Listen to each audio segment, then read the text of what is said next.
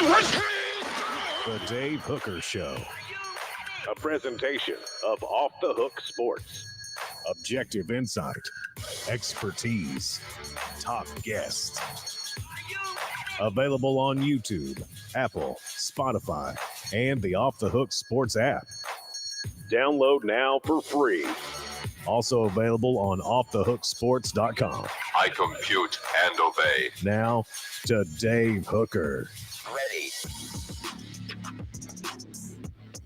All righty, here we go, and plenty to talk about, as you would imagine. Tennessee is just right around the corner to playing the University of Texas San Antonio. If you need a breakdown of them, they're on offthehooksports.com. We came into this season saying that I thought this would be a difficult test for Tennessee.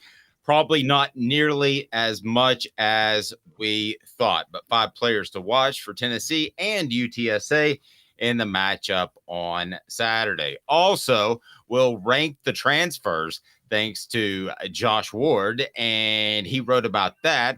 Tennessee's transfers haven't had the impact that we believe they would to this point, but I want to remind everybody that it is September and there's a long way to go. How does Josh Heupel evaluate talent? Good, great, maybe not.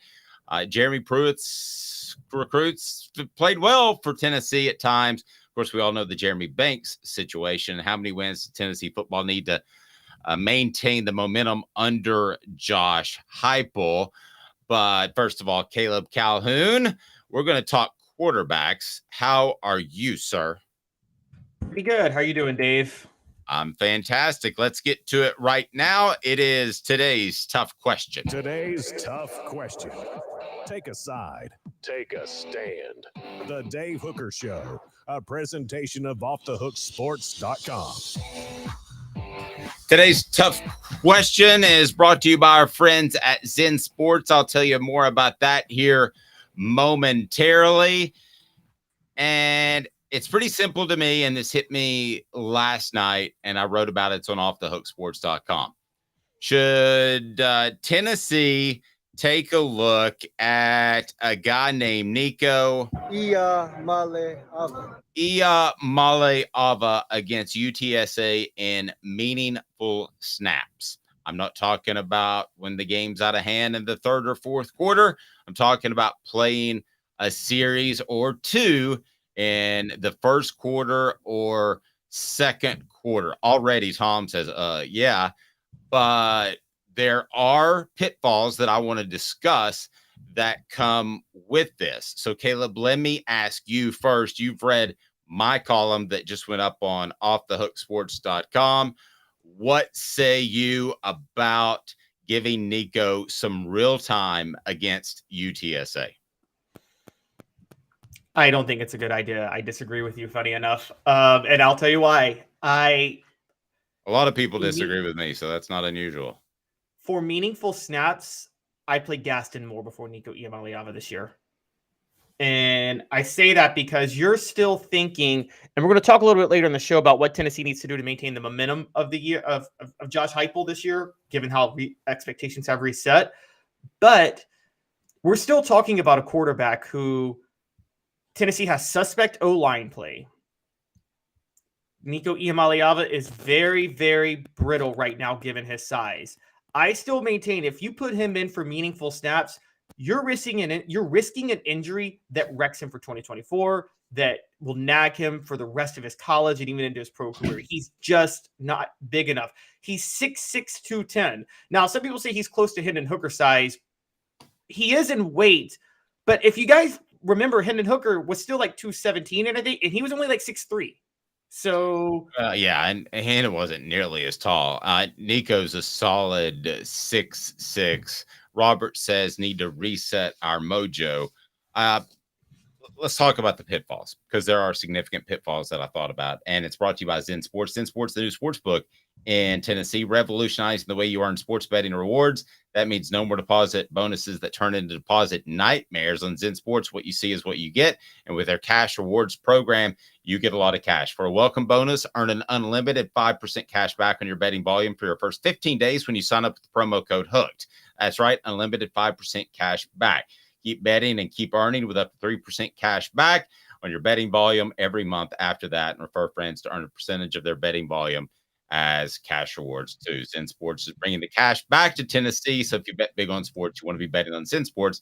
Zen Sports betting just got better. And call 1-800-889-9789 for gambling problem. Must be 21 and over and in Tennessee to bet. All right, Gaston Moore, you can't play him. You're just wasting snaps and essentially conceding any sort of championship if you run him out there in any sort of meaningful game, especially in the first quarter. And I think Tennessee's going to beat UTSA significantly. So the question is going to be, when does Nico come into the game? It's not if. If it's a third quarter or fourth quarter, what does he really gain? Because that's not a real game time atmosphere if it's out of hand. You have to play Nico Iamaleava because Tennessee's not going to win a championship with Joe Milton. They're not going to win the East, which Florida could still lose 2 games, but they're not going to win the East by beating Georgia and Alabama. They're not going to sneak their way into a 4-team playoff. Now, if this were next year and this was a 12-team playoff, I would have a little bit more patience, but the time is now. You look at Tennessee's schedule, and maybe you would say to yourself, hey, this Tennessee team is has a perfect opportunity to get Nico ready if Joe Milton struggles before the Texas A&M game when you have a bye week. Okay, make that argument if you want to. That's too late. That's too late. If Tennessee slips up against South Carolina, which because of injuries, because of number of issues, a lack of chemistry on the offensive side, and Joey Halsley can say all day that operationally Joe Milton is great, but no one is scared of Joe Milton's deep ball. No one is scared of Tennessee running the football right now because their top 2 offensive linemen for last year are gone. Their best offensive lineman is still on the shelf. So if I'm Tennessee, I am getting some real snaps for Nico. And if this team is so strong and so mature and has such great leadership, they need to take that in stride. That being said, I have certainly seen where a quarterback decision like this can splinter a team. That, however, is a risk I would be willing to take if I'm Josh Heupel. And I would see what I got out of 2 series with Nico. And then at that point, if I thought that they had to put him in the start the second half to beat UTSA, let's say that game's still close, then I'm making that move. And I would have, unless Nico goes out there and bombs, I would have the same approach for the South Carolina game. The bottom line is there's a glass ceiling with Joe Milton. I don't know if there's a glass ceiling with Nico. And I think it's time for Tennessee to find out. I don't think there's a glass ceiling with Nico. I can tell you straight up right now, when Nico gets to the right size, I think Tennessee could be unstoppable with him at quarterback. Again, if you make this switch, Dave, look, we all agree that you're not thinking about this year at that point. You're thinking about next year because you don't think you're going to win a championship if you switch to Nico. Let's put that out there. Am I right? Not necessarily. No, I mean, I think that you could put Nico out there and get improved quarterback play, get Cooper Mays back, and you could potentially lose another game to Alabama and or Georgia and get, well, Alabama's not as good. Well, you just kind of throw those Alabama up there out of habit sometimes, Caleb, but Alabama's not that great. No, I think that Nico could come in, and if he's as good as people seem to believe, that he could come in and lead Tennessee through the rest of the season with just one more loss. So I think that, no, at this point, I would take the unknown. And you said you know that Nico's going to be good. We really don't. I mean, he could go out there and chomp the bit. I mean, there are non-gamers. I don't think he's going to be like that. But I would go out there and I would make that move to see what I had. Now, here's the cool thing about it. With UTSA, you're Josh Heupel. You can say, is there a quarterback controversy? And you just come out and say, no, we just wanted to give him a look in a real game atmosphere. Then you grade it. You come back the next week. and maybe you don't play him at all. Maybe he's not ready. As far as the long-term injury thing, listen, I mean, there aren't a lot of long-term injuries that take you out of games physically. Are you talking about him getting psychologically damaged? Well, them's the breaks, kid. I mean, that's what you signed up for. So you better be ready to go and not have a psychological dent if it doesn't go well. But I think it's time this week to take a look at Nico. Go ahead. What happens? Okay, say you talk about splintering the team. What happens if you put Nico in? He inevitably at some point, say he does get hurt, not for a career or anything like that, but just for this year. So you have to put Joe Milton back in. Well, not only do you put Joe Milton back in, so you're back to that glass ceiling you talked about, but you've also lost the team because as you talk about splintering the team. And I mean, because I think the likelihood of Nico getting hurt is so astronomically high, guys. I would bet on a likelihood that he would get hurt. Well, how many times did Joe Milton get hit last week, though? Joe Milton's a lot bigger. Well, no, I understand, but how many times did he get hit? He got hit a few times. I don't know exactly the number. I mean, he got hit on that interception he threw. I mean, again, they still did a lot of quick screens and draws and runs and things like that. So they tried to take away the chances for him to get hit. But I do think he got hit a couple of times at least. Well, no, he did, but so did Casey Clausen as a freshman. So did Eric Ainge as a freshman. Yeah, but that didn't split the team as much. And by the way, that Eric Ainge offensive line, one did split the team. The Ainge Clausen thing. Well, no, that was 05, not 04, though. Right, but talking about a quarterback controversy, here's the bottom line, Caleb, is Tennessee's not going to win a championship with Joe Milton at quarterback. I don't believe that's the case. I like him a lot, but I just don't believe that's going to happen. Tennessee is going to be better, I believe, with Nico at the helm. And if he's not, then you've got the excuse versus UTSA.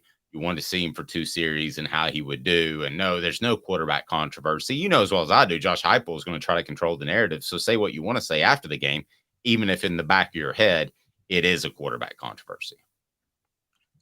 So are you suggesting that Josh Heupel do this versus UTSA and then consider starting him versus South Carolina, or just giving him meaningful snaps versus UTSA just as a test? If he lights it up and he throws a couple of darts downfield, then yeah, I would consider that. But I would never tell anybody that. After the game, I would say, we just want to see him for a couple of snaps, and Joe's the starter. Practice is closed, so if he rolls out there first during the Gamecocks, nobody's going to know about it until the day of. And as far as his team splintering, sure, that could happen, but I think a lot of this leadership from last year, and from all that I've been told, I think a lot of what they think of Nico. So at the end of the day, yes, you could splinter the team. Some people could like one player over another. But at the end of the day, these players want to win. And I think there is real concern that Joe can't get them to an elite level. Robert says Dave might be right. But it kind of goes all over the place in the message board. Some people say no. But that's where I am. And I thought a lot about it yesterday. You are not going to make a New Year's Day Bowl with Joe Milton at quarterback. Okay, but what I'm saying happens is I still think the likelihood, you brought up Ainge and Clausen. Dave, you covered that 2000 and that 2004 team, particularly that 2004 team Ainge was on. That offensive line blocks circles around this offensive line.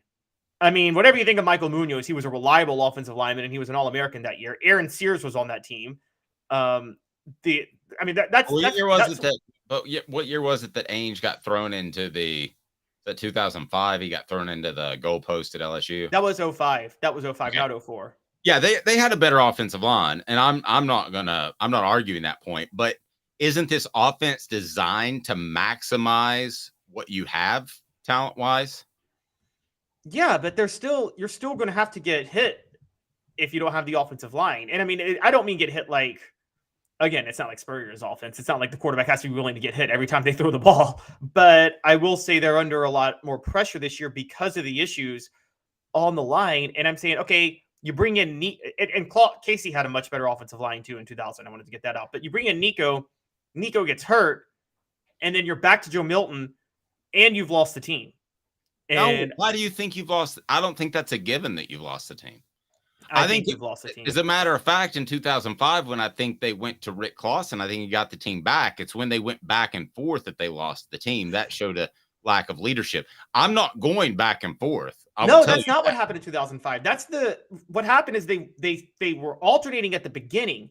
Then they went with Ainge against LSU and they lost the team. And then they went back to Rick, and you're right, they came back and beat LSU. But I think the team had still tuned out Fulmer and the coaching staff at that point because they were annoyed that he ever went with Ainge to begin with. Because they all there's some truth to that, but he continued to force Ainge down their throat when they got healthy. Listen, he certainly could get hurt, but that's just kind of where you are with this football program. And there's really no injury nowadays that you just don't bounce back from. It does happen, 1 in 1,000 times. You know, back in Chuck Webb's day, it used to happen where you're forever affected. It doesn't happen anymore. He limped off the field. That's the crazy part. Chuck Webb actually walked off the field.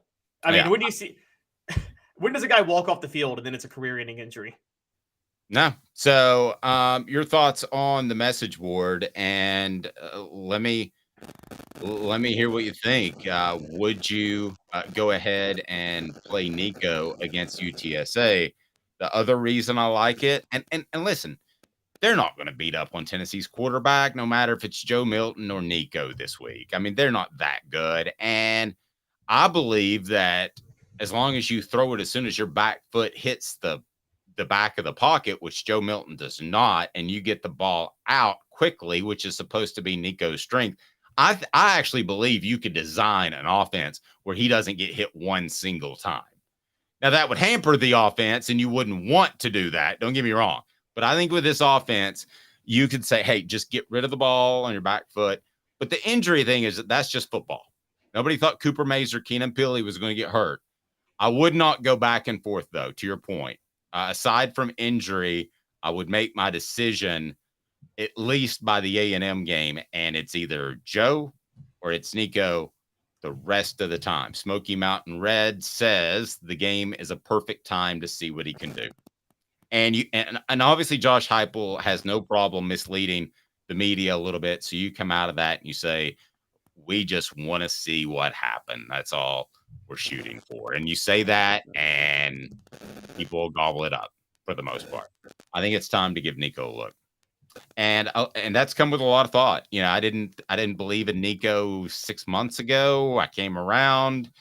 And yeah, I just don't believe that if he can't manage the offense now, which doesn't even come down to throwing the ball and getting the ball out and being accurate. We're not even at that point.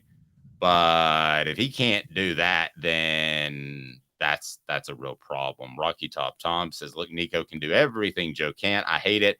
I don't want it to be so, but it's true. Joe Milton is Neil Diamond. Nico is Bon Scott.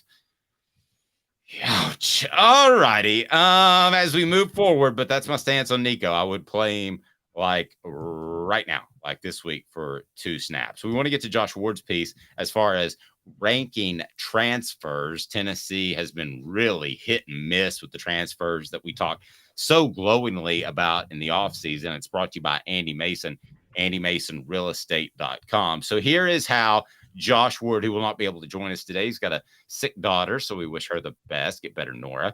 But if you look at Josh Ward's ranking at number 8, he's got offensive lineman Andre Carrig. Well, wait, can we do it? Do you have any positive or negative sound effects for each player? So we can just, so we can give like a passing or failing grade so much for how they've done? The only one I've got's a little mean, so I don't want to do that one. It's the Why can't we be mean? They're getting paid in the NIL now. Well, it's the Happy Gilmore. I don't like to, and I don't really like it. So let's go Andre Carrig. He is number 8. He needed an injury to get in the starting lineup. So, yeah, I mean, I can't argue with that. John Campbell, number 7. He's a starter, but I don't think he's great against elite competition. The one that I want to get your thoughts on, Dante Thornton, By the way, we got so excited about Dante Thornton in the offseason. He needed an injury to get on the field against Oregon, and he ended up catching about 24 passes for 336 yards. So Jerry Rice didn't walk into the building in the offseason. So Dante Thornton, let's get your thoughts on the bottom third. Thornton, Campbell, and Andre Kuric.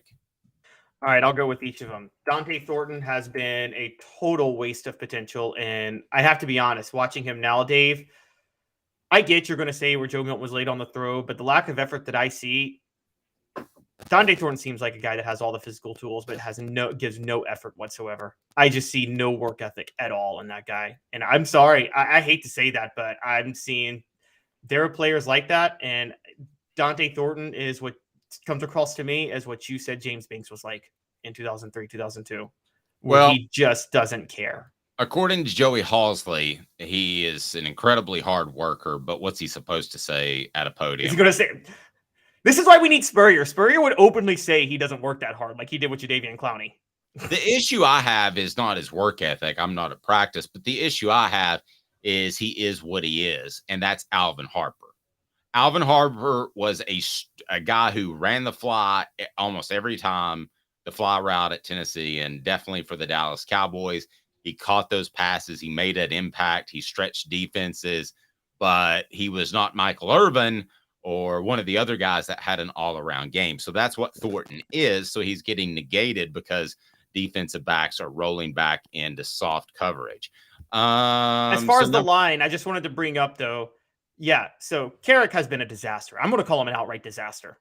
I don't know if you want to, but he's been horrendous. He should be embarrassed for how he played against Florida. Quite honestly, as a scholarship offensive lineman. Yeah, I have no problem with him being last on Josh's list. So that tells you how. Yeah. And John Campbell Jr., I'm so glad Josh put him there because everybody was high on him after that game against Virginia. And I felt like I was the only one saying, guys, laying an impressive block versus making basic mistakes and pre-snap penalties and on a fourth down and whiffing on a fourth down block, those are bigger deals. John Campbell, I'll say this with John Campbell. The effort looks there. I don't know if picking up the offense is there yet. That's the thing. I do think the effort's there with John. I just think he's having trouble picking up the offense. Which is somewhat understandable. It is September, but you expect these guys to be plug and play. And if they come from a totally different offense, which he did, which most of these guys did, maybe that's something moving forward with the transfer portal we need to take into account, as these guys may not be September players. So Dante Thornton at 6, Charles Campbell at number 5. Should be higher. Yeah, I got no problem with that. Keenan Pili, Josh put at number 4, and I think it's because the impact he would have had and based off his first couple of games. I would have actually had McAllen Castles probably at number 1.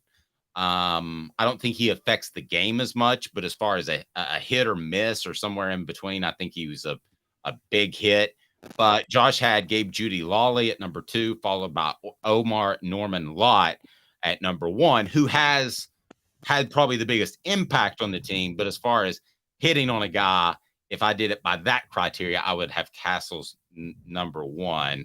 Tell me if that makes sense to you, Caleb. First, I'll tell you that AndyMasonRealEstate.com is your home to get real estate in the Knoxville area. AndyMasonRealEstate.com. And with Andy, you get the best prices, the best service in the biz. AndyMasonRealEstate.com. He's my realtor. He should be yours. So what do you make of that list? Any changes that you would make?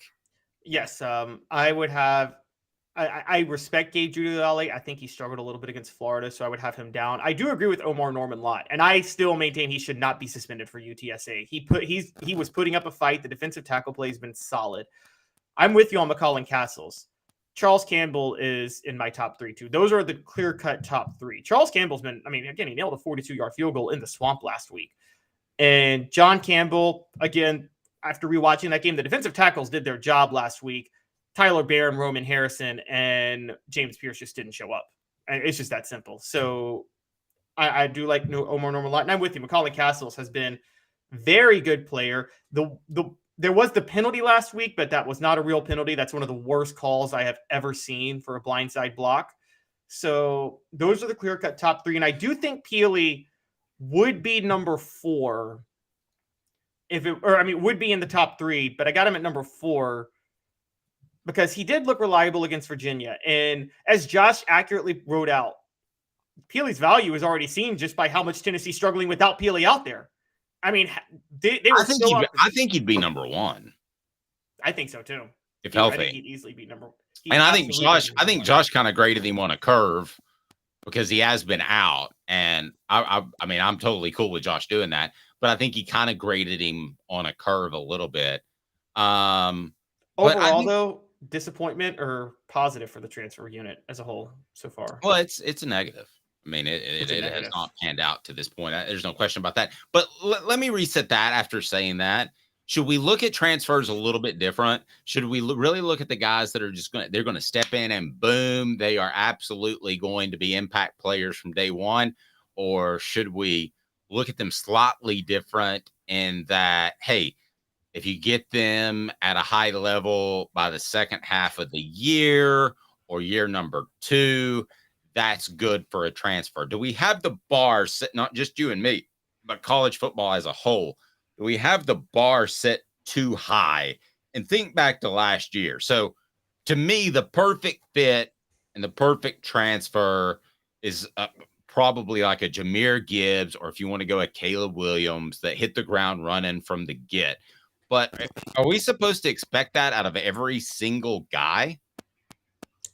I mean, in the NFL, when they sign free agents, they expect that. They don't say, "Oh, you'll gel with the offense next year." No. Right. When you sign a free agent, you'll be great in 2025. Yeah, when the NFL signs a free agent, they're expecting help that year. And it's the same with the transfer. Dave, it's no different. The transfer is now, the closest thing to the transfer back in the day was junior college players. Did you ever take when did a coach ever take a junior college transfer not expecting them to start immediately? I mean, that's why you take. If a junior college player didn't come in and start immediately, he was a bust. That's a very good comparison. Exactly. Kenny O'Neill is the best example of that. Remember the 5-star receiver in the 07 class, the speedster, who came in and he was supposed to be a speedster, 5-star receiver. Struggling a little bit with Kenny O'Neill. It was to offset Robert Meacham because Tennessee didn't have a playmaker at receiver Eric Ainge's senior year, and he never beat out Lucas Taylor or Gerald Jones or anybody like that. And so it depends on what you expect, though. I'll say this for college kids. I do expect you to at least win your physical matchups, even if you're not winning the offense, picking up the offense. That's why I give John Campbell a break, but not Andre Carrick. Carrick is getting abused on just basic physical blocking matchups. Dante Thornton, it's not picking up the offense. It's Dante Thornton is not willing to go up to catch balls down the field. I'm sorry. That's shameful. That's despicable, particularly given all the NIL money that we know he took to go to Tennessee. So, I mean, I think Dante Thornton is – I genuinely think he's like, I'll take the NIL money, and I don't really care at all. And I'm going to quiz Caleb Calhoun next, and we're going to discuss Josh Heupel. Is he a good evaluator of talent or not? Based off our last discussion, you would say not, but those are transfers, and a lot of times transfers like junior college players happen for a reason. 2 minutes, Caleb Calhoun, Dave Hooker, Off the Hook Sports.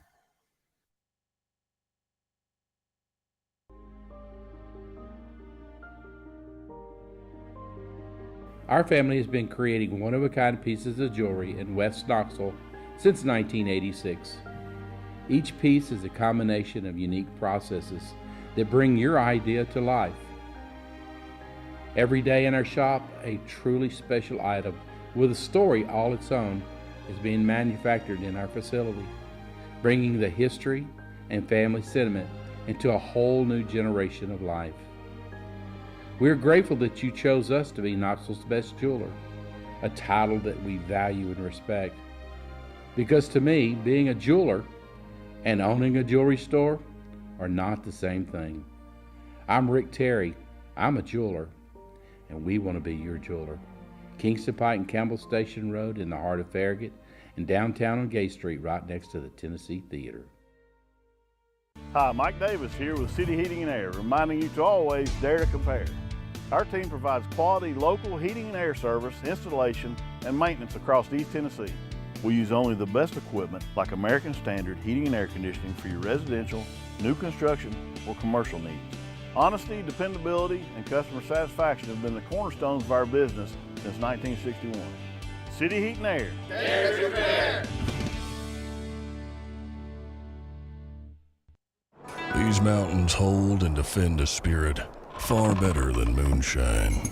A drink that holds flavor, that becomes necessity. A hard cider made and relished by folk who are as hearty as they are legend.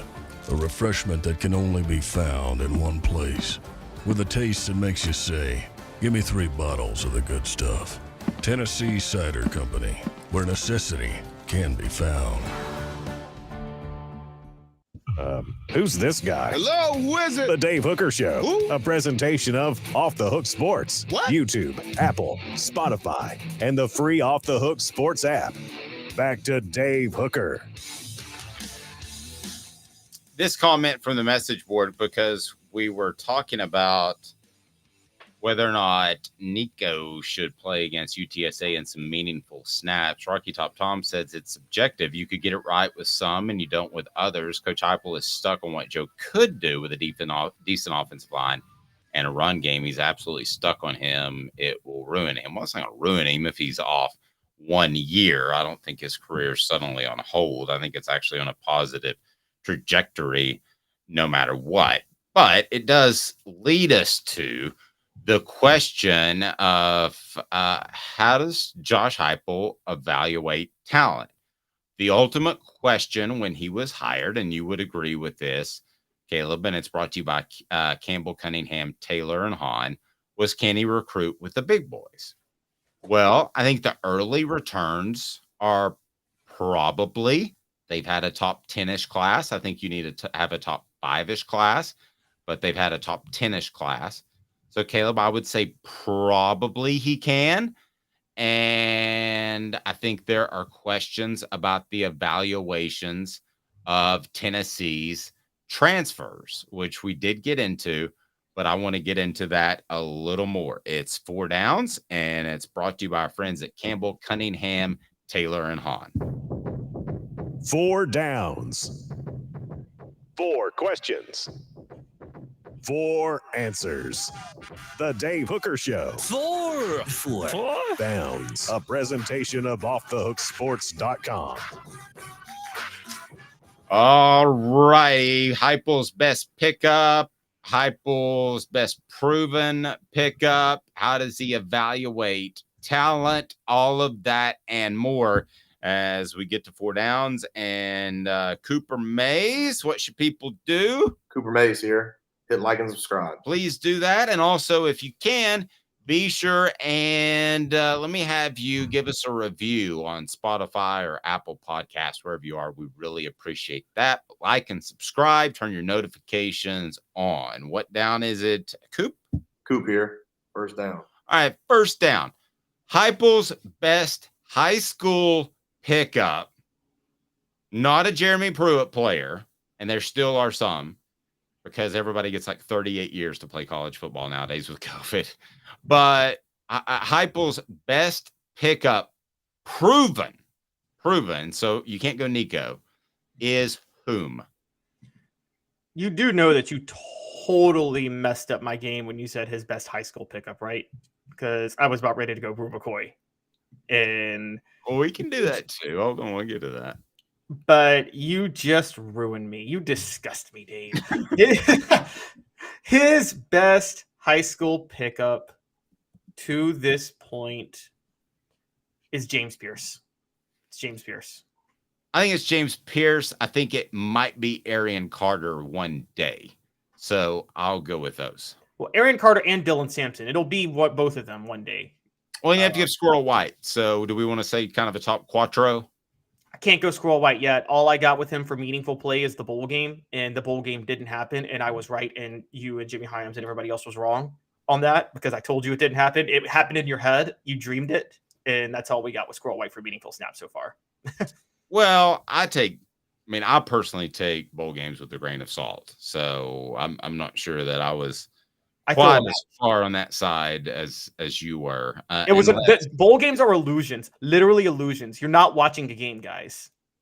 Yeah, and the thing that was weird to me is it was almost like they wanted to get Cade Klubnik some different looks, and they were trying out stuff. It was almost like a spring game for them. Look at me. I have no contacts, no glasses. Why? Campbell, Cunningham, Taylor and Hahn. Enjoy life when you see better. Local vision service for LASIK, cataract surgery, and regular eye examination. ccteyes.com, or look in the comments below.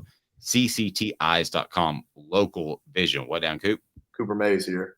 Second down. All right. Who's their best transfer pickup? Has to be Brew, right? It's Brew McCoy. This is obvious. It's Brew McCoy. I don't even know who's second. I mean, Charles Campbell. It may end up being Gabe Judy Lawley because he's a utility guy. Castles, but no. Look, I can't really. It would have been Keenan Pili. Pili would have at least been in the conversation, I believe. Yeah.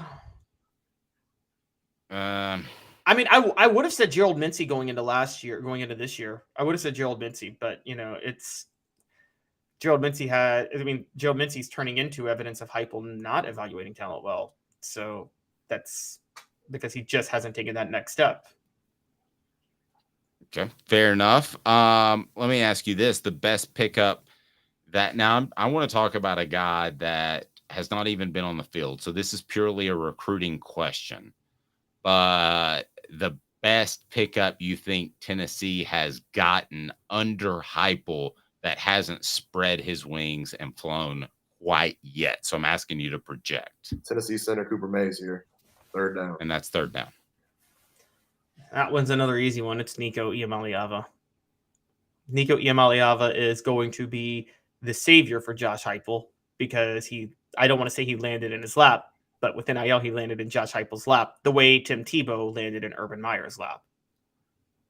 Okay, I'll give you Nico because I knew you were going to go in that direction. I will say the Okoye kid who plays tight end and Ethan Davis who plays tight end deserve to be in that conversation. Defensively, Arian Carter is kind of the answer to both. We've seen flashes, but he's not proven. So maybe you got a little bit of overlap there. What down, Coop? All SEC center Cooper Mays here. Fourth down. So it sounds like we're saying that talent evaluation and recruiting is a concern. Is it, or are we overreacting after 3 games? It's a giant concern. And I'm going to lay out the reasons why real quick, Dave. A few. First of all, outside of Brew McCoy, there's been nobody that Heupel has signed that we can say has been a pleasant surprise or just that people are happy with how they've played for Tennessee at this point. It's been all Jeremy Pruitt recruits. Heupel went out and got Joe Milton and forced Harrison Bailey and Brian Maurer into the transfer portal, kicked Kaidon Salter off the team, and then named Joe Milton the starter over Hendon Hooker when it's so obvious by the day Hendon Hooker was better. And here's the biggest evidence of this. I'm going to bring this up, guys. We overlooked this when he was at UCF. But what does he do? He takes over in 2018 and he repeats what Scott Frost did and goes undefeated. They go 10-3 the next year, 6-4. They got progressively worse as Heupel's own players got there to UCF. I didn't think that was a red flag at the time, but now I'm starting to think 12-0, 10-3, 6-4. The more players Heupel got, the worse UCF got. Well, here's what I think. I think they never got elite players, and I think because they're UCF, and I think they depended on Heupel's scheme offensively to overcome that. I do think that he'll be okay long term, and it's because of the Carters of the world and the Ethan Davises of the world that he won battles with against big time competition. I mean, Arian Carter could have gone wherever he wanted. So could Ethan Davis. So I really think that his talent evaluation is going to prove to be okay. I think he got a little enamored with the transfer portal. And I think in retrospect that at Tennessee, in order to grow organically, I used to work in digital marketing. So the difference between growing organically, like when you search something on Google, this, is it comes up on a Google page. If you have the Google ad, that's like a transfer portal player. You can put the ad up there and it shows up, but it doesn't mean that it's the best service over time for those people that show up with high ratings on a Google search. So I think it's somewhat like that. Was that a good analogy or a terrible one? No, that's a great one. But Dave, I got to push back only with I get what you say with the UCF players, but you know this. Evaluating is much, much harder as you get to the lower levels. Like your ability to evaluate is more important if you're at like a UCF versus if you're at a Tennessee, because and this might save Josh Heupel. I'll say this. When you're at this level, if you're recruiting at the top level, you even said you can tell a 5-star from a 1-star. I think 5-star talent ain't that hard to find. I think we can figure out 5-star talent. We can just look at it. My wife can look at a high school player that's a 5-star and say, oh yeah, he's going to be great in college. Okay. I really like, so that's the thing that will help Heupel. Whereas at UCF, you have to think a little more about who you're getting and who fits your scheme. And so that's what might save Heupel. But yeah, I think it's pretty clear at this point that his talent evaluation is lacking. He hasn't proven anything yet as far as a talent evaluator. And the only reason, and by the way, before you say Brew McCoy was an obvious talent. He just had off the field issues. No, you're right. But I'm going to say that I think there are a couple of guys. I don't like Willie Martinez particularly as a secondary coach, but I'll tell you that I think he's a good talent evaluator. I think Rodney Garner is a good talent evaluator. And I think they determine what is a 3-star in an analyst's mind and what should be a 4-star. And I think that they're pretty good at that. And I think that's why you've seen the Pierces of the world and the Ethan Davises, which we haven't seen yet. But the Pierces of the world, the Arian Carters start to filter up in the depth chart. I just think that Tennessee was darned and determined to load up on transfer portal guys, and that's the ones they missed on. And I said this before this week. I'd rather have the guy like McAllen Castles that is at UC Davis and is starring there and appreciates the new role and what he's able to get than a guy like Dante Thornton, who only started 3 games last year, and we all got excited about him because he looked a little bit like Randy Moss. But he only started 3 games last year, and it was because of an injury in front of him. And he ended up with 30-some-odd catches for 300 yards and just 1 touchdown. Was he a cast-off from Oregon? I don't know, but I think it's worth asking the question now, isn't it? Was John undefeated? They're going to be the center of college football this weekend playing Colorado. Yeah, so they're not hurting. I mean, they're not upset that Dante Thornton's still gone. Was John Campbell a cast-off? I don't know, but I can empathize in Josh Heupel's position because you don't get 3 and 4 and 5 years to rebuild a program, especially with what Deion Sanders is doing nowadays, that we're going to get to.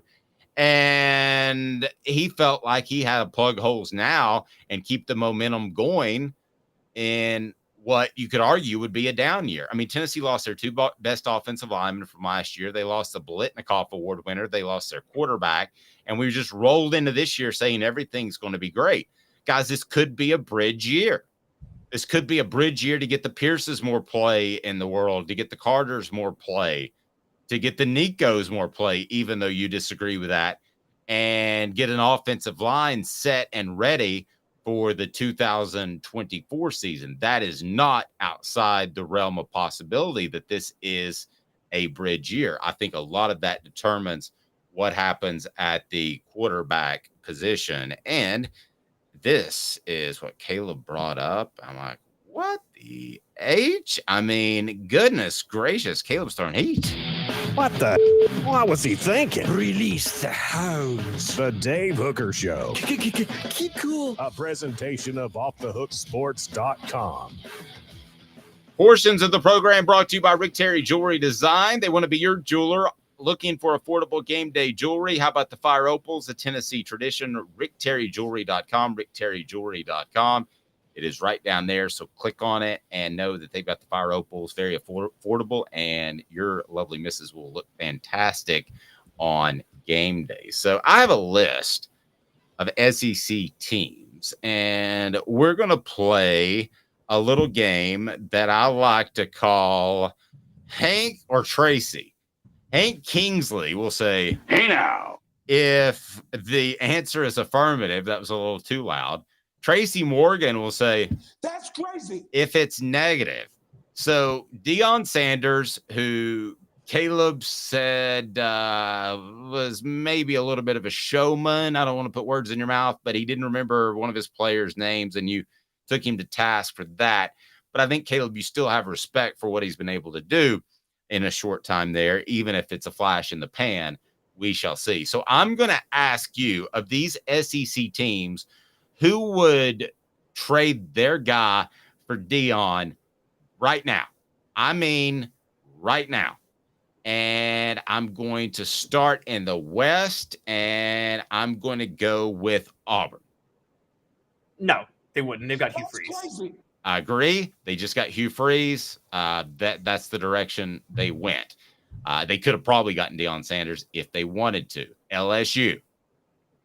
No, they got Brian Kelly. That's crazy. I agree. That's crazy. Ole Miss. That's crazy. I think they like Lane Kiffin more than he likes them. Yes, I agree. I think they like Lane Kiffin. But Deion back in Mississippi may work, and Deion at Ole Miss, I mean, it wouldn't be much different, honestly. Deion to Lane Kiffin. But yeah, I think they'll stick with Lane Kiffin. I think they'd be better. Arkansas. Yeah, they take Deion in a second. And also Jerry Jones and Jimmy Johnson played at Arkansas. Well, Deion didn't play for Jimmy Johnson, but Jerry Jones played at Arkansas. Yeah, Jerry Jones and Jimmy Johnson were on the same team. And so was Barry Switzer, I think. Was on that I team. think he's a little bit older. So okay. As far as Arkansas, we mentioned Arkansas, Texas A&M. Yes, if they could get rid of Jimbo Fisher's buyout in a heartbeat. Hey now. Yes, I agree with that. Mississippi State. Yes. Hey now. Agree with that. All right, let's go to the we didn't mention Alabama. I was waiting for you to say Alabama because I might say, if you think Nick Saban is retiring in 2 years, Dave, dare we say yes for Alabama? Hey now. I would. I mean, if you think Nick Saban's got 2 years left, oh my gosh, Deion in Tuscaloosa, that would be great. Okay. Let's go to the East. How about Florida? Yes, I don't care what Billy Napier just did. Yes, they would take Deion. Hey now. I agree. Would Georgia take Deion over Kirby Smart? I think we know the answer to that. No. That's crazy. What about Kentucky, Mark Stoops? I want to say no because of the job Mark Stoops has done, but I think because of the national level of attention Deion could bring Kentucky, I think they would, because he would be the only guy that could recruit elite talent to Kentucky. And also, I just want to see Deion and John Calipari at the same school. I don't think Kentucky would want the Deion factor because they're a basketball first school. That's true. And Deion wouldn't like that at Kentucky, by the way. I don't think they would. I don't think they would trade, even though Deion might have more success than Mark Stoops. So I'll say that's crazy. Missouri. Hey now. Do we need to debate? Yes, they would walk on broken glass to Colorado in order to get him. Vanderbilt. Hey now. Yes. Deion at an urban school, like a small. Deion's the type of coach that could make Vanderbilt like the flashiest school in the country. Yeah. South Carolina. Hey now. Yes. I agree. Before we get to Tennessee, Herald Group Security Solutions, leadership experience, specialization, addressing problems through unique mission-specific mitigation techniques, making your children safer one school at a time. Go to heraldgrp.com. That's heraldgrp.com. And they'll make your children safer, especially in private schools. And we're working to get that in public schools as well. All right, Tennessee. Would Tennessee trade Josh Heupel for Deion Sanders? No. That's crazy. No. I agree. They have a very solid offensive minded coach that has one who will be there for a while. Yeah, one that can be there for a while, even if he stumbles a little bit this year. I think they've got a guy who views it as a destination job. So there you go. I don't. Unlike Deion, they're not as dependent on making sure they don't have bad luck with staff hires, because Josh Heupel only needs to make sure he gets the right defensive coach. it's his offense. Same way it's Nick Saban's defense or it's Kirby Smart's defense, it's Josh Heupel's offense. Deion will consistently have to hire staff. And I don't care how good of a coach you are, if you're a CEO, Dabo Swinney is learning this. The minute you hire the wrong staff member, it derails your program. That's very true. That's very true. Speaking of derailing the program or derailing another program, let me ask you this, Caleb. Would Deion Sanders at the schools we mentioned have success? And I'm going to go ahead and put the bar of success as making an SEC championship game. Yeah, I think he could get to the SEC title at pretty much any school he's at because he could get the talent. And so, yeah, I think he would have success. I don't know if it would be sustained success, but it'd be success. It'd be success on the way of Gene Chizik giving Cam Newton $100,000 to come win him a national championship at Auburn. It's not a bad comparison, and you can do it legally now. Yeah, exactly. So I mean, greatest investment Auburn ever made. I mean, Gene Chizik, you can say he got fired and he was a terrible coach, and he was, but hey, he's got a national title ring. That's true. How many wins does Tennessee need to have to continue the momentum, as now you have one in the L column? That's a loss. 90 seconds. We discussed that with Caleb Calhoun. I'm Dave Hooker. Candace, I was really heavy into the drug culture. I was selling drugs. I was just constantly in pain. I was missing like a good support system in my life. Cadis has given me everything that I need in order to successfully have a wonderful recovery, in order to have a life that I didn't even know was possible before. And it's not just about me anymore, and I love that. I absolutely love it. You can take your life back. Call Cadis today. With all that sun, sand, and salt water, the beach is a very relaxing place. Unless you wear contacts. Ow! Open your eyes to the best the beach has to offer with LASIK vision correction from Campbell Cunningham Laser Center. Ah.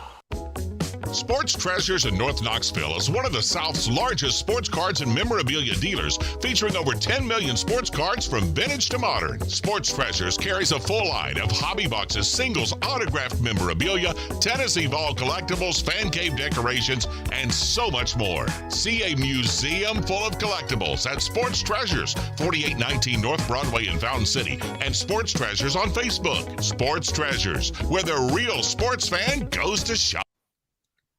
Iamaleava. Are you getting closer there, Caleb? Maybe.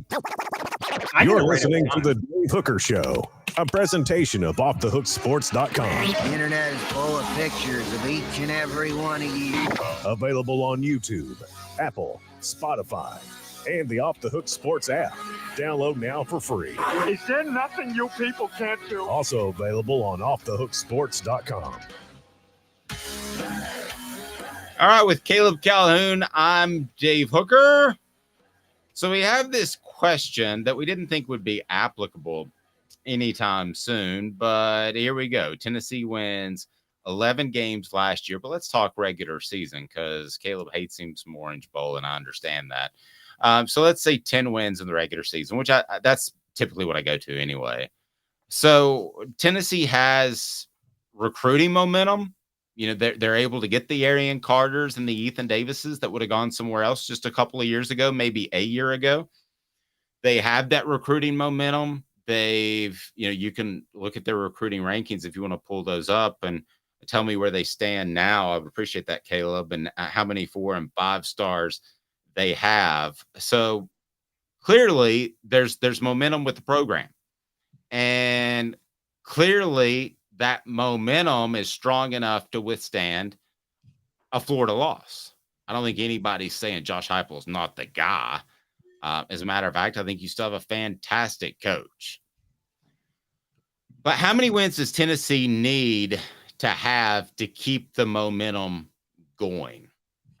Obviously, 10 would still do it, and that would be a monumental win considering their quarterback issues and the injuries that they have had, which have been just to 2 of the worst players that you could have injured.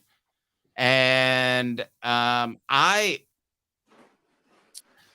leave it at this.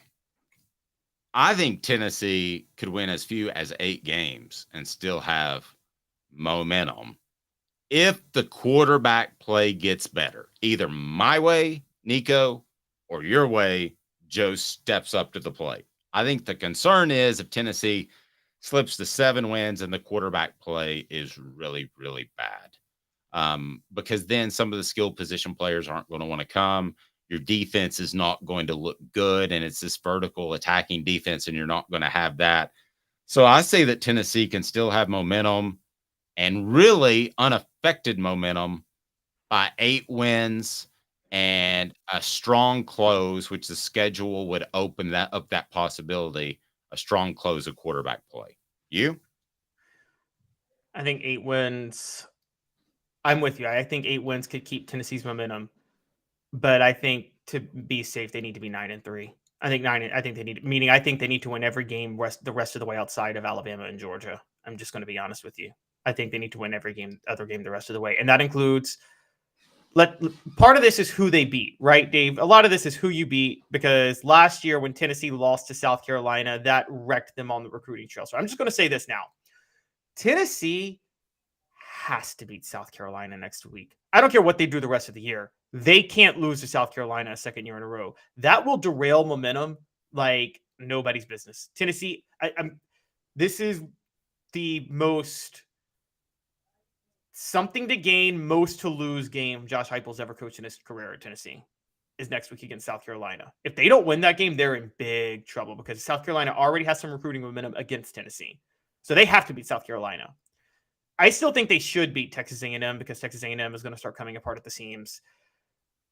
So the question becomes Alabama, Georgia losses. Can they maintain against Missouri and Kentucky on the road? I think they got to beat both of those teams. I think they need to go 9-3, but I think they can withstand 8-4, but they cannot withstand losing to South Carolina. Period. End of story. So yours is not just who they lose to. Yours is not just number of wins. It's who they lose to, right? Yes, it's who they lose to. They can't afford losing to South Carolina. Wow. I hadn't really placed it like that. So if they lose to, I said 8 wins. Can I change mine? Can I change it to 9? So if they lose to Florida with quarterback issues, they lose to Alabama on the road, and they lose to the defending national champion, Caleb, I'm going to say 9. I'm going to change my answer to 9. If they were to lose those 3 games, you don't want to lose to the big 3, but I would say that it would take 9 because 8 would involve a South Carolina, a Missouri, somebody else. Okay. So you think a Missouri or Kentucky loss would be too devastating on the road this year, given the fact that both are top 25 caliber teams looking at it right now? I'm going to say if it's 9 and they lose to Florida, Alabama, and Georgia, the recruiting momentum and all the momentum of the program's perfectly fine.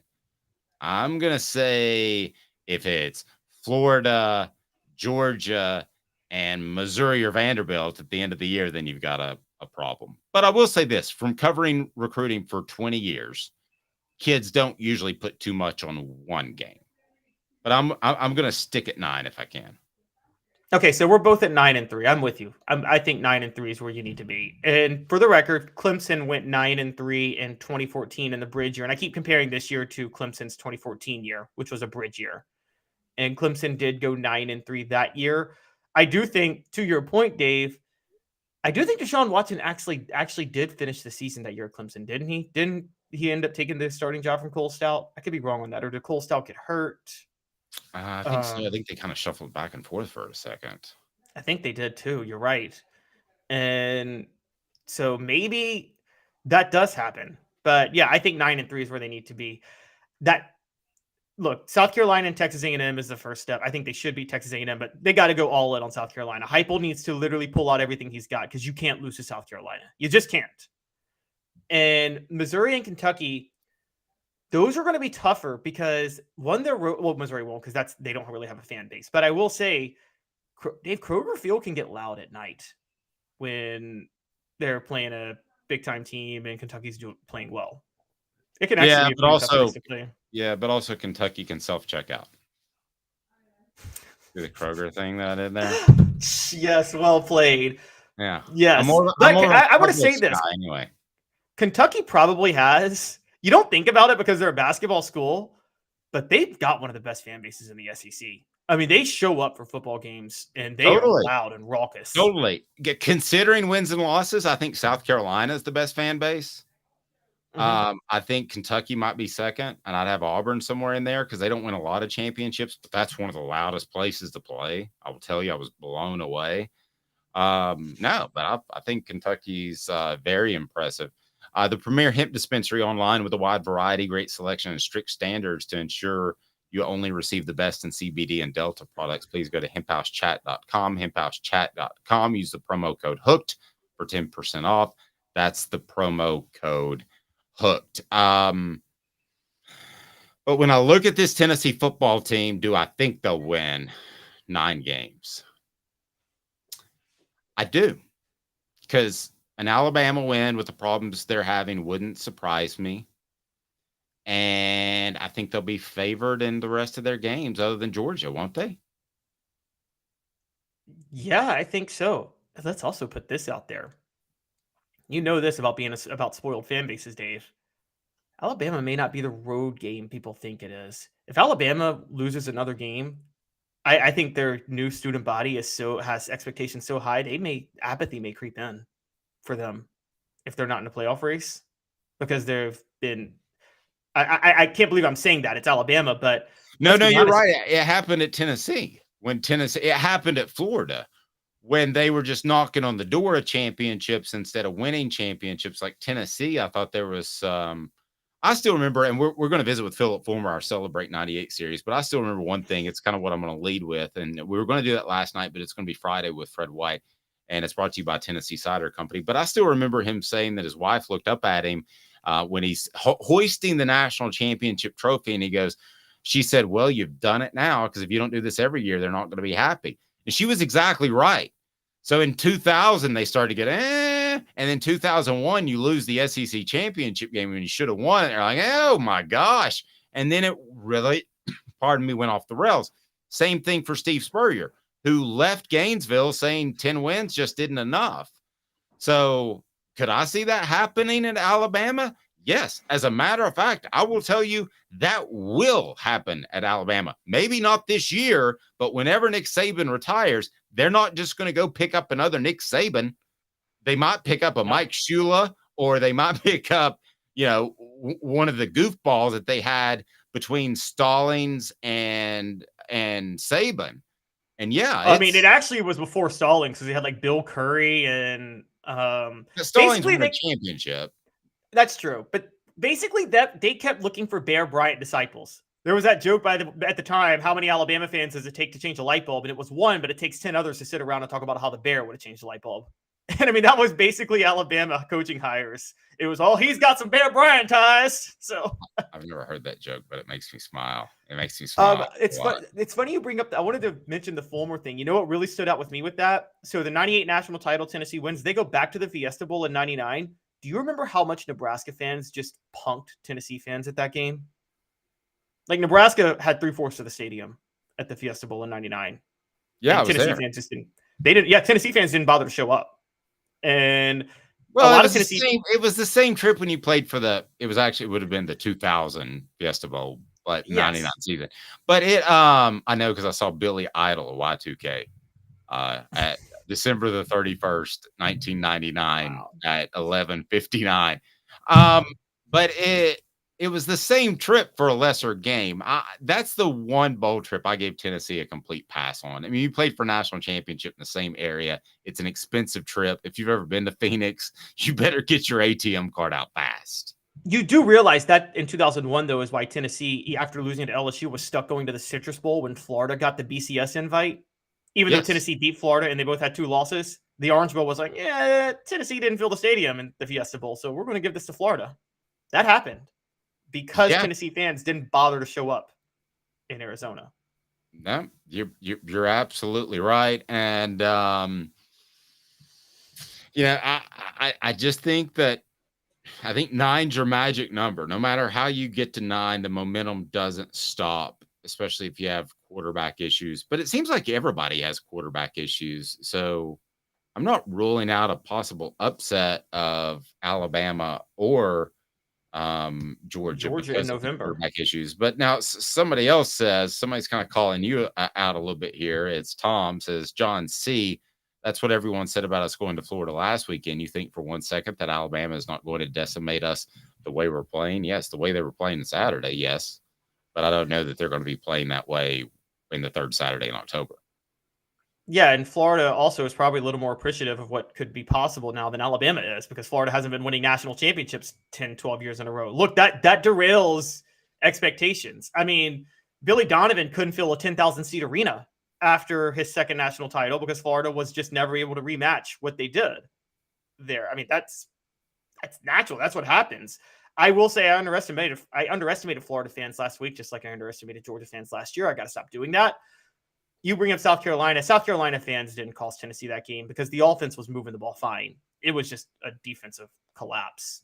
But there were a lot of things that went in the South Carolina game. Like you removed the Clemson Orange Bowl. I almost removed the Clemson game from how I view last year. I'm sorry, the South Carolina game from how I view last year because of the off-field issues leading into the game.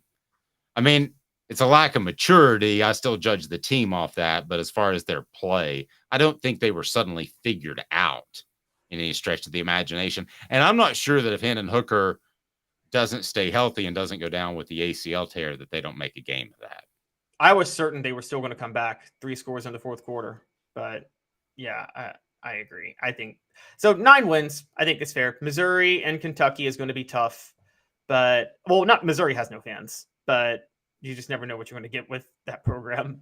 But they should, Tennessee and Kentucky is like Tennessee and Florida, but the reverse.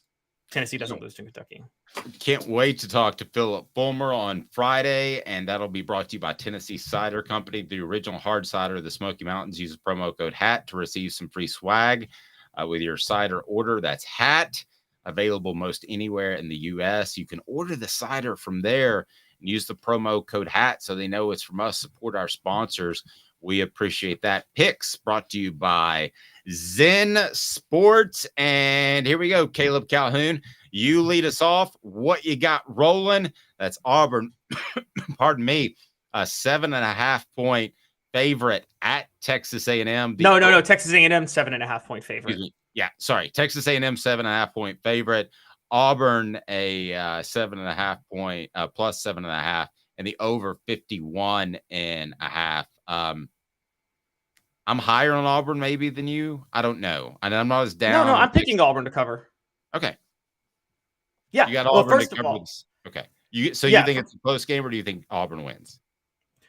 I said take Auburn money line, but yeah, I got Auburn plus 7.5. By the way, just want to point out 13-9 last week, but 3-0 on our best bets, meaning we're 7-4 on the best bets, the locks of the year. So if you listen to me, you're making money. Pretty strong. I told y'all that Florida game would hit the under. I told y'all Colorado wouldn't cover. Kentucky, a 13.5 point favorite against Vanderbilt. The under's 50. If you're betting on this game, then my goodness, you might have a problem. I mean, I might bet on this game. I think Kentucky's easily going to cover, and I think the under 50 is a pretty good play because Mark Stoops in that offense or in that defense, he's going to play that defensive slugfest. Just back to Auburn real quick, Dave. Over under 51.5. Do you think Hugh Freeze's offense and Texas A&M's offense are both going to roll in this game, or do you think it'll be more of a defensive SEC slugfest? I like the over. Okay. Yeah, I do like the over. Yeah, so Kentucky, I think Kentucky beats Vanderbilt by more than 2 touchdowns pretty easily. Vanderbilt's bad this year. Clemson plus 2.5 against Florida State. The over is 55. And I'm taking the over, and it's in Clemson. I think Clemson might win outright. I just don't. I'm not going to overrate Florida State what they did to LSU. So I'm going to go Clemson. What do you think? I think you're hung up on hating Florida State.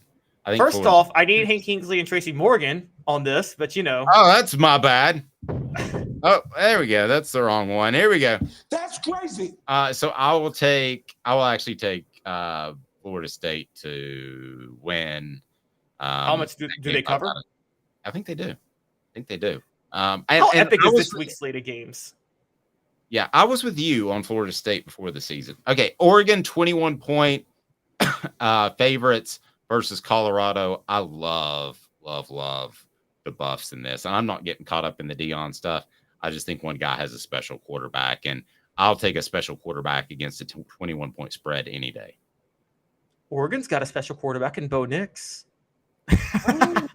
Also, here's the mom issue. Doesn't even say that. Shedeur Sanders. Colorado doesn't have an offensive line. Oregon, with Dan Lanning as head coach, is going to focus on bringing pressure constantly that Colorado has not yet seen. And Shedeur Sanders hasn't really shown any mobility yet in the pocket. So that's why that plus Oregon playing at home. I'm sorry, I think Oregon covers. So do you think Colorado wins outright, or do you think that Oregon just doesn't cover the 21-point spread? I think it's very tight. I think it's a one-score game at the end. Alabama, 7-point favorite over. Oh, wait, UCLA, Utah. Yes, UCLA, Utah. Chip Kelly, guys, is arriving at UCLA. Utah's quarterback Cam Rising is hurt.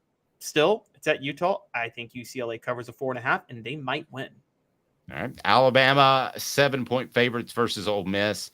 I think this is closer than 7. So I think I'm different with you there. I think the defense is back. I think Alabama covers because of the defense. So the game hits the under 54.5. I'm seeing like 24-10 Alabama. Okay. I want to get Tennessee last. Arkansas, 17.5-point dogs at LSU. I think LSU plays really well this week, but you've got Arkansas. Yeah, I think Arkansas covers because this is just a rivalry game. And so I think that these games are always kind of close. So I think after last week, BYU, I think LSU might overlook Arkansas a little bit. They'll put up a fight. The offenses will both score a lot. So take the over 55. But I think Arkansas does cover the 17.5 spread, even though LSU wins. Washington State +3 versus Oregon State. Guys, think of these are the two remaining teams in the Pac-12 that haven't gotten anywhere, and it's two undefeated teams. Washington and Oregon are undefeated too. But still, Washington State, Oregon State, this is one of those Pac-12 games you're going to want to watch late at night. Okay? Washington State's going to not just cover their 3-point underdogs. They're not just going to cover that. They're going to win outright, take the over. There's a Heisman candidate at Washington State named Cameron Ward. Michael Penix is getting all the hype in the state. Washington State's got their own Heisman candidate right now. Picks brought to you by Zen Sports, the new sports book in Tennessee, revolutionizing the way you earn sports betting rewards. That means no more deposit bonuses that turn into deposit nightmares. On Zen Sports, what you see is what you get. And with our cash rewards program, you get a lot of cash. For a welcome bonus, earn an unlimited 5% cash back on your betting volume for your first 15 days when you sign up with the code HOOKED. That's promo code HOOKED. That's right, unlimited 5% cash back. Keep betting, keep earning with a 3% cash back on your betting volume every month after that. And refer friends to earn a percentage of their betting volume as cash rewards too. Support our sponsors. Get that Zen Sports app. Zen Sports bringing the cash back to Tennessee. So if you bet big on sports, you want to be betting on Zen Sports. Zen Sports betting just got better. Use the promo code HOOKED. Again, HOOKED for more cash back. Gambling problem? Call 1-800-889-9789. Must be 21 or over. And in Tennessee to bet. I'm going to jump forward to your best bets of the week. You have 3 of them. Tell me why these stand out before we get your call on Tennessee. Or do we want to save Tennessee for a Friday? Yeah, let's just call it today. Okay. Give me your best bets. It is you. So I've got Washington State, like I said, +3 versus Oregon State. Oklahoma, more than 2 touchdown favorite at Cincinnati. I like that. I think they'll cover. I think Cincinnati's not the same team without Luke Fickell. So that's my best bet. And Colorado and Oregon. The under 70.5. Like, sorry, they're not scoring 70.5 points. So the under. So of those, I will tell you this, that the only one I disagree on is Colorado and Oregon. I think that'll be the over 70.5. And I know that's a lot of points, but yeah, Shedeur Sanders. It's so funny to think about where we were 2 years ago to say, hey, they've got Deion Sanders' son and Bo Nix, because Nix was at Auburn and Sanders' son was at Jackson State. We didn't know who he was. That's so true. You're right. Have you thought about how bizarre that is? This is going to be a great Big 12, Big 10 matchup. Exactly. Yeah, they're not even. One of the conferences doesn't exist from 2 years ago. He's Caleb Calhoun. I'm Dave Hooker. This has been a presentation of Off the Hook Sports. Don't forget Sports Treasures. Follow them on Facebook, carrying over 5 million sports treasures and so much more. Follow on Facebook for the best sports memorabilia updates. They're awesome. Sports Treasures TN on Facebook. Sports Treasures TN. He's